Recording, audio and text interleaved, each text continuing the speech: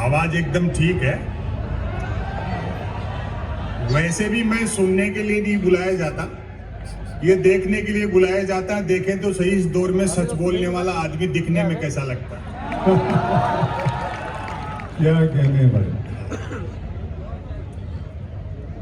बड़ी संख्या में माताएं बहनियां बैठी हैं, बार बार जिक्र हुआ। सच में मैंने भी 35 साल के जीवन में किसी मुशायरे और कवि सम्मेलन में माताओं बहनों की इतनी संख्या नहीं देखी। उसके लिए मैं बड़ा प्रशंसा करता हूं आप लोगों की कि ऐसी व्यवस्था आप लोगों ने की। और देखो, एक निवेदन कर दूं, शादीशुदा हो तो पत्नी को साथ रखा करो, वरना मन की बात भी रेडियो से करते फिरोगे। क्या कहने भाई। बहुत अच्छे संपर्क में एक मरतबा तालियां हो जाए फिर दोस्तों। क्या कहने संपर्क में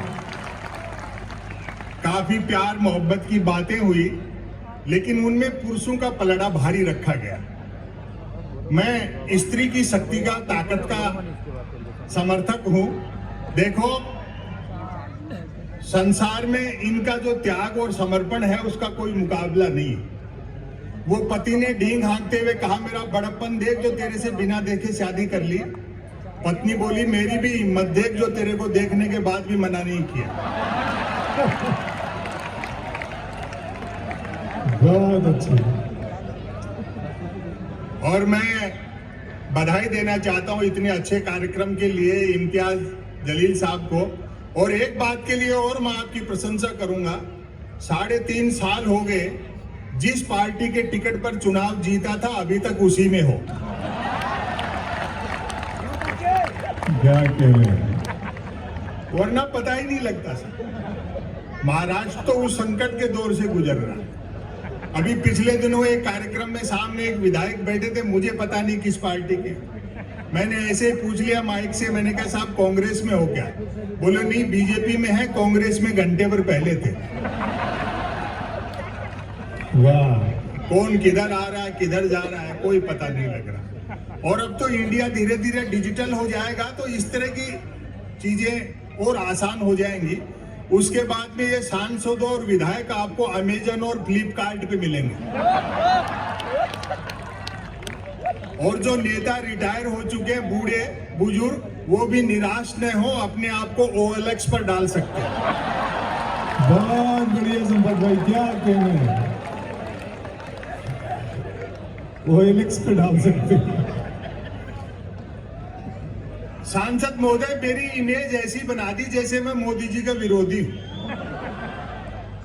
ले, हम तो सभी नेताओं पे हर समय सुनाते, और मैं आज बता रहा हूं, इस हजारों के मजमे में, इतनी बड़ी भीड़ में सबसे अच्छा ही इम्तियाज जलील साहब सुन रहे हैं। नेताओं पर जितनी बात आपको दिख नहीं रहा है, क्या उछल उछल के दांत दे। तो यही सब होना चाहिए। जो जहां कुछ दिखता है कि भाई जो नहीं हो रहा है वो हो रहा है, जो नहीं होना चाहिए वो हो रहा है, जो होना चाहिए वो नहीं हो रहा है, तो उसी पे तो व्यंग्य किया जाए, उसी पे सटायर होगा। लेकिन मेरी इमेज ऐसी बना दी जैसे मैं मोदी जी का विरोधी हूं। मैं तो अगर गलती से भी ये कह दूं कि 2019 में मोदी जी अपने विकास के दम पर दोबारा जीते हैं, तो भक्त लोग जूता निकालते हैं कि शर्म नहीं आती प्रधानमंत्री के बारे में झूठ फैलाते हुए। क्या बात है। क्या कहने भाई, क्या कहने। लेकिन मैं क्या सहज रहता हूं। आप लोग सोशल मीडिया पे होमवर्क ले लेते हो, वो एक जुमला छोड़ते हैं, आप दिन भर उसी में उलझे रहते हो। ये काम मत किया करो, वो होमवर्क देने के लिए छोड़े गए। मैं सहज रहता हूं, होमवर्क लेता नहीं, बड़ी तरकीब से काम करता हूं। 2019 में सच्ची घटना, जब मोदी जी की पार्टी को बढ़त मिलने लगी तो मेरे पास गुजरात से एक फोन आया। उसने तंज किया, और सुनाओ क्या हाल चाल है। मैं समझ गया ये तीर किस निशाने पर लगा रहा है। और सुनाओ क्या हाल चाल है। मैंने कहा जी हाल चाल ठीक है, और सुनाने का पैसा लेते हैं। बोले फिर जीत रहे मोदी जी। मैं कहा अच्छा, हमको भी नया नहीं लिखना पड़ेगा। क्या बात। तो काय को आप तनाव पालते हो, ये सब चलती रहती है सारी चीजें। मैं नस्र सुनाता हूं, जिसको अंग्रेजी में प्रोज और हिंदी में गद्य कहते हैं। समय की अपनी सीमाएं और लोगों को भी आपको सुनना है। लोग शिकायत करते हैं कि साहब पार्लियामेंट लाल किले से भी झूठ बोला जा रहा है। मुश्ताक अहमद यूसुफी साहब का एक जुमला मुझे याद आता है कि बोलने वाला और सुनने वाला दोनों ये जानते हो कि ये झूठ है तो ये गुनाह नहीं है। वाह। 9 साल से कैसेट बज रहा है, डीजल पेट्रोल हमारे हाथ में नहीं है, रुपया अंतरराष्ट्रीय कारणों से गिर रहा है, महंगाई, भ्रष्टाचार, बेरोजगारी के लिए कांग्रेस जिम्मेदार है, बाकी सारी समस्याएं नेहरू छोड़ गए, फिर भी कोई दिक्कत हो तो पाकिस्तान चली जाओ। क्या बात।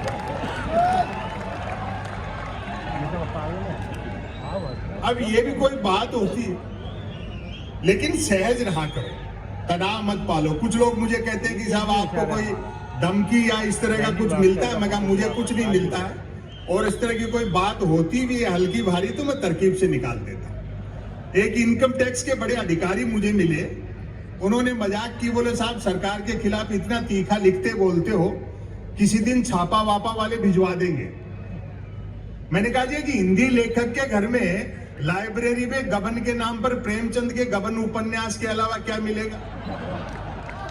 और अगली पंक्तियों पर तालियां उठनी चाहिए। फिर भी मैंने कहा किसी के दबाव में ऊपर जबरदस्ती फंसाओगे तो हम भी बीजेपी ज्वाइन कर लेंगे।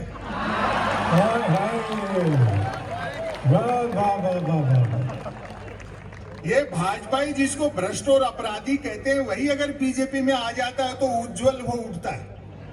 शायद यही प्रधानमंत्री की उज्ज्वला योजना है। लेकिन आप लोग भी साहब देखो, टीवी के प्राइम टाइम के कार्यक्रम हो और जगह हो, एक आदमी को टारगेट करते रहते हो। भाई हमारी तो ड्यूटी बनती है, आप क्यों टारगेट करते हैं? ये अच्छी बात नहीं है। और कुछ नहीं तो प्रधानमंत्री की डिग्री पे सवाल उठा दिए, ये मुझे अच्छा नहीं लगा।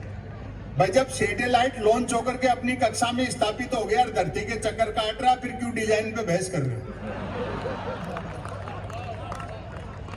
और वैसे भी डिग्री से अनुभव बड़ा होता है। मैं ऐसे कई को जानता हूं जिन्होंने एजुकेशन लोन लेकर आईआईटी की थी, फिर उस लोन को चुकाने के लिए उनको आईटीआई करनी पड़ी। हालांकि उनकी पार्टी के 2 बड़े नेताओं ने बाद में बाकायदा प्रेस कॉन्फ्रेंस करके प्रधानमंत्री की डिग्रियां दिखाई।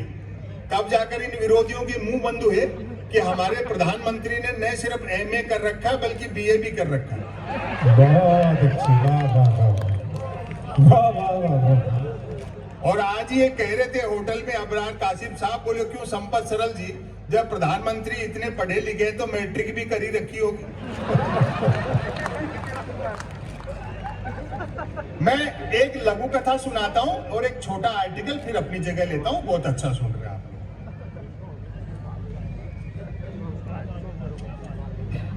मीडिया के लोग यहाँ बैठे हैं, बस बैठे ही होंगे। क्या अच्छा है संपत भाई, वाह। अभी रुको और बैठेंगे। टेलीविजन आप लोग देखते हो, मैंने 4 साल पहले घर में टेलीविजन का कनेक्शन कटा लिया और खबरों से इतना डरा रहता हूं कि बंद स्क्रीन भी ढक के रखते हैं हम लोग। यहाँ का तो मुझे पता नहीं, हमारे यहाँ अखबार 3 चीजों के लिए पढ़े जा रहे हैं: बिजली कटौती, उठावना और राशिफल। और रोज नए निकलते हैं। एक दिन तक अखबार के दफ्तर से 2 लोग आके बोले संपत सरल जी नया अखबार लॉन्च कर रहे हैं, आप भी ग्राहक बन जाओ। क्योंकि अखबारों का कोई पाठक तो बनता नहीं, ग्राहक ही बनते। 1 रुपए में 16 पेज। और जो मैंने जवाब दिया, मैंने कहा भैया रुपया चाहे 1 की जगह 2 ले जाए, लेकिन 16 पेज खाली दे जाया कर। फिर मैंने रिसर्च की कि इतने अखबार बिकते कैसे। तो अचानक एक दिन एक अखबार के दफ्तर से फोन आया, बोलो संपत सरल जी आज आपका नाम हमारे अखबार में छपा। मैं बड़ा खुश हुआ जी, आपका अखबार कहाँ मिलता है? बोलो हमारा अखबार कोई होकर नहीं बांटता, जिस किसी का नाम छप जाता है दिन भर वही खरीद कर बांटता है। और वो प्राइम टाइम पे बहस देखते हो आप, 4 जन बहसी आते हैं। वारिस पठान साहब तो जाते रहते हैं उसमें। क्या बात। 4 जन बहसी आते हैं, एक मुद्दे का समर्थक, दूसरा मुद्दे का विरोधी, तीसरा बुद्धिजीवी, दोनों को हड़काने वाला, और चौथा एंकर तीनों को भड़काने वाला। और तालियां उठेंगी आपकी, चौथा एंकर तीनों को भड़काने वाला। बहस होनी होती है गरीबी की रेखा पर और करते रहते रेखा की गरीबी पर। वहीं से मैंने एक लघु कथा निकाली, नई है, देखे। Breaking news. आत्मनिर्भर नामक राज्य में डिजिटल क्रांति भले ही होने को थी, पर न्यूज क्रांति हो चुकी थी। न्यूज चैनल खबरें तलाशते नहीं गढ़ते थे और देते नहीं फैलाते थे। ब्रेकिंग न्यूज की तो मारामारी रहती थी। एक दिन जो ही राजा नहाकर स्नान घर से निकला, त्यों ही एक न्यूज चैनल ने एक्सक्लूसिव ब्रेकिंग न्यूज दी। राजा नहाया। बहुत अच्छे। दूसरे न्यूज चैनल ने खुशी जाहिर की, राजा आज भी नहाया। आपकी तालियां बढ़ती जाए। राजा आज भी नहाया। तीसरे न्यूज चैनल ने अटकलें लगाई, राजा क्यों नहाया। चौथे न्यूज चैनल ने दावा किया, राजा पहली बार नहाया। पांचवें न्यूज चैनल ने आत्मनिर्भरता की पुष्टि की, राजा खुद नहाया। छठे न्यूज चैनल ने रहस्योद्घाटन किया, राजा पानी से नहाया। क्या बात है साहब। सातवें न्यूज चैनल ने ब्रेकिंग न्यूज में गर्मी भरी, राजा गर्म पानी से नहाया। आठवें न्यूज चैनल ने स्थिति और साफ की, राजा साफ पानी से नहाया। नौवें न्यूज चैनल ने गुप्त जानकारी दी, राजा स्नान घर में नहाया। और अब आपकी एक साथ तालियां उठेंगी, समापन करता हूं। राजा स्नान घर में नहाया। 10वें न्यूज चैनल ने राहत भरी ब्रेकिंग न्यूज चलाई, राजा आज तो नहाया। क्या बात है, क्या कहने हैं साहब, क्या कहने हैं। ऐसी एक रचना और सुना दी। इंडिया डिजिटल हो गया, बहुत फायदे। आदमी न सिर्फ 1 करोड़ का लोन 59 मिनट में ले सकता है, बल्कि 59 करोड़ का लोन लेकर के 1 मिनट में भाग भी सकता है। और बिजनेस करना तो इतना आसान हो गया, कोई भी आदमी किसी भी तरह का कोई भी बिजनेस कर सकता है। देखो ये चीजें तो हुई है। अभी तो मैं पिछले दिनों दवा की दुकान पे गया, तबीयत खराब नहीं थी, एक्सपायरी डेट की दवाइयों पे डिस्काउंट चल रहा था। वहां जाकर के पता लगा कि आज धनतेरस है। हमारे यहाँ दीपावली से 2 दिन पहले धनतेरस होती है। तो वो मेरा मित्र था दवा की दुकान वाला, उसका सेंस ऑफ ह्यूमर भी अच्छा था। बोले आज भी बीमार पड़ गए क्या? तो मैंने बात संभाली। मैंने कहा साहब दरअसल तबीयत खराब नहीं है, 2 कारण से आया हूं। एक तो आज धनतेरस है तो कुछ ना कुछ खरीदने का रिवाज है, और दूसरा पूरे बाजार में आज ही के दिन आप ही के यहाँ सबसे कम भीड़ थी। तो उसने कहा आप ठीक कह रहे हो, दूसरे दुकानदारों की बिक्री देखकर मैं भी सोच रहा था कि एक दिन के लिए दवा की दुकान के आगे थोड़े बर्तन लगा लेते तो हम भी 2 पैसे ठीक से कमा लेते। वो 10 दुकान छोड़ करके सिंह साहब है मेडिकल वाले, वो तो दीपावली पे पटाखे बेचते, और अब आपकी मोहब्बत मिलनी चाहिए। मैंने कहा सिंह साहब के पास पटाखे बेचने का लाइसेंस है क्या? बोले लाइसेंस ही पटाखे बेचने का है, बिना लाइसेंस के तो वो दवाइयां बेच रहे। बहुत अच्छे साहब, वाह वाह वाह। अगली जो रचना है 1.5-2 मिनट की, उसका आप शीर्षक टाइटल सुनकर के ही तालियां बजा दें। मन की बात।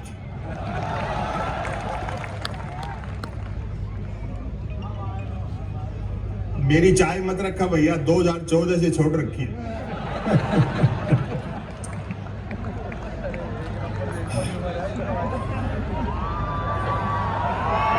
बजा दीजिए, जी चाह रहे हैं तो दिल खोल के तालियां बजा दीजिए। बहुत शुक्रिया।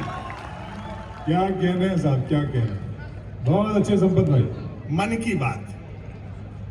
कोई कुछ भी बात करे, बात कुल 2 ही प्रकार की होती हैं, एक काम की बात और दूसरी मन की बात। यदि आप मेरी इस बात से सहमत नहीं है तो फिर आपकी अलग बात। यूं तो बात काम की हो या मन की होती, दोनों बात ही हैं, लेकिन दोनों में बेसिक डिफरेंस ये होता है कि काम की बात में मन नहीं होता और मन की बात में काम। असल में तो मन की बात की ही इसलिए जाती है ताकि काम की बात नहीं करनी पड़े। मन की बात कुछ कुछ वैसे ही होती है जैसे सदैव टू व्हीलर चलाते रहने वाले के कभी फोर व्हीलर हाथ लग जाए तो वह खाली सड़क पर भी हॉर्न बजाते हुए चलता है। बहुत अच्छा। मन की बात एक तरफा होती है जैसे देवता वगैरह मूड आने पर आकाशवाणी कर दिया करते थे। मन की बात एक प्रकार का मौखिक प्रसाद होती है जिसे पाने के लिए भक्तों को हाथों के बजाय कान फैलाने होते हैं। 2-3 लोग ताली बजा रहे हैं, आप भी रहने दो। नहीं, ऐसे लगता है ना पूरी भीड़ का लोड 2-3 लोगों पे आ गया। मैं गलतफहमी में नहीं हूं। अब वही लोग बचे हैं जो या तो अंजुम रहबर जी को सुनना चाहते हैं फिर जो दूसरों के साधन पर आए हैं। क्या कहना है? मन की बात के साथ विषय का लफड़ा नहीं होता। यदि भूले भटके मन की बात भटक कर किसी विषय पर आ भी जाए तो कोई माई का लाल अंत तक नहीं पकड़ सकता कि मन की बात आखिर हो किस विषय पर रही है। काम की बात अपने काम से काम रखती है, जबकि मन की बात का प्रचार करना पड़ता है कि फला तारीख को इतने बजकर इतने मिनट पर मन की बात होगी। पता लगते ही मन की बात को ही काम की बात मानने वाले उछल पड़ते हैं कि वाह मजा आ गया, फला तारीख को इतने बजकर इतने मिनट पर काम की बात होगी। काम की बात सुनी न जाए तो अच्छी खासी काम की बात भी मन की बात होकर रह जाती है, जबकि मन की बात को सुनने वाले मिल जाए तो बात कोरी मन की बात होने के बावजूद बड़े काम की बात बन जाती है। अब व्यंग देखें आप, वैसे सुनने वाले नहीं मिले तो मन की बात दीवारों से भी की जा सकती है, क्योंकि मन की बात करने वाले ने सुन रखा होता है कि दीवारों के भी कान होते हैं। वाह। और तालियां तो अगली बात पर उठेगी आपकी। दीवारों के भी कान होते हैं, बल्कि वह तो यह तक मानकर चलता है कि जिनके कान होते हैं वे दीवार ही होते हैं। बहुत अच्छे, अरे क्या कटाक्ष, बहुत अच्छे संपत साहब। मन की बात अक्सर शुरू यहां से होती है, भाइयों और बहनों। बस इतना सुनते ही मन की बात के मुरीद भाई बहन सांस रोककर मन की बात ऐसे सुनने लगते हैं मानो सुनने के लिए जिंदगी में अब सिर्फ यही काम की बात बची। काम की बात करने से बचने की एकमात्र तरकीब है कि तुरंत मन की बात शुरू कर दी जाए। ये अलग बात है कि लगातार मन की बात करते रहने वाले से फिर लोग उम्मीद भी नहीं रखते कि वह जिंदगी में कभी कोई काम की बात भी करे। क्या कहना, क्या कहना। मन की बात अक्सर ज्ञान सिखाने जैसी होती है, जैसे हमारे हिंदी में मात्रा ज्ञान सिखाते हैं। मन की बात अक्सर ज्ञान सिखाने जैसी होती है, जैसे कमल नल पर चल, कमल झटपट चल, कमल झटपट नल पर चल। ऐसी मजेदार बात का नतीजा भी मजेदार निकलता है। सुनने वाले प्रेरित हो, खुद को कमल मानकर उठते हैं, मटका बाल्टी उठाते हैं और न सिर्फ नल की ओर चलते हैं बल्कि नल की ओर झटपट चलते हैं। वहां पहुंचकर माथा पीटते हैं कि हाय नल से तो पानी नहीं हवा निकल रही है, और भरपूर तालियां बजाना, नल से तो पानी नहीं हवा निकल रही है, अर्थात नल तो कमबख्त खुद मन की बात कर रहा है। वाह वाह वाह वाह। सुनने वालों के इस रिएक्शन से प्रभावित होकर मन की बात करने वाला तुरंत अपनी अगली मन की बात शुरू कर डालता है। कमल घर पर चल, कमल झटपट चल, कमल झटपट घर पर चल। मन की बात करने वाला अनजाने में भी काम की बात नहीं करता। वह जानता है कि काम की बात करने से सब काम में लग जाएंगे, तो फिर मन की बात कौन सुनेगा। बहुत अच्छी बात है। अंत में मैं फिर दोहराना चाहूंगा कि कोई कुछ भी बात करे, बात कुल दो ही प्रकार की होती है, एक काम की बात और दूसरी मन की बात। यदि आप मेरी इस बात से सहमत नहीं हैं तो फिर आपकी अलग बात है। क्या कहना, क्या कहना। बहुत शुक्रिया संपत भाई, बहुत अच्छा। बातों से बात बनाने का हुनर जनाब संपत सरल साहब आपके सामने पेश कर रहे थे। दोस्तों मोहतरमा